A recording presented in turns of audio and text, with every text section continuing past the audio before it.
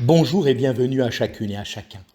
Comme évoqué hier, nous allons maintenant considérer ces différentes circonstances qui parfois nous empêchent de reconnaître le Seigneur Jésus, lorsque nous sommes dans des situations désespérées. Dans l'évangile de Matthieu, au chapitre 14, le Seigneur est monté seul sur la montagne pour prier, pendant que les disciples sont sur la mer, luttant dans la tempête. Des 4 scènes, c'est la seule qui se situe avant la croix et la résurrection de Christ, mais en image, elle parle de la position que Christ occupe maintenant dans le ciel. Nous lisons au verset 25. « Et, à la 4e veille de la nuit, Jésus s'en alla vers eux, marchant sur la mer. Et les disciples, le voyant marcher sur la mer, furent troublés, disant « C'est un fantôme !» Et ils crièrent de peur. Mais Jésus leur parla aussitôt, disant « Ayez bon courage, c'est moi, n'ayez point de peur. » Oui, les disciples étaient désespérés. Le vent, les vagues les entouraient. Mais comment en était-il arrivé là ?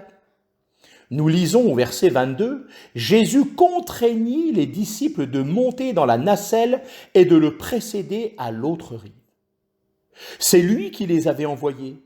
Et voilà qu'il permet que des difficultés surgissent de cette manière-là. Mais si nous recevons de la part du Seigneur les épreuves qui surviennent dans nos vies, nous pourrons garder courage. Il ne nous oublie jamais, il n'oublie jamais les siens, mais au contraire, il vient auprès d'eux comme il est venu autrefois aider les disciples.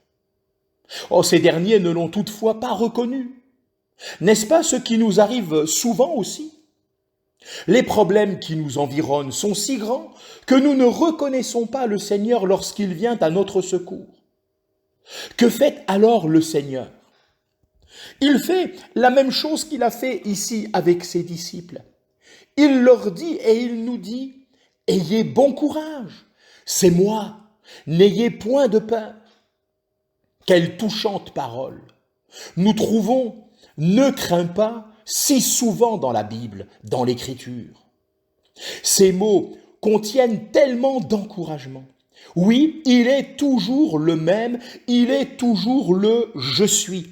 L'Éternel, le Fils de Dieu. Rendons-lui hommage, nous aussi, comme les disciples l'ont fait ensuite. Ils vont déclarer « Véritablement, tu es le Fils de Dieu ». Oh, que le Seigneur soit béni pour la manifestation de sa grâce et de sa bonté envers ses disciples, qui reste et demeure la même pour chacune et chacun d'entre nous. Que Dieu vous bénisse richement, vous encourage et vous fortifie.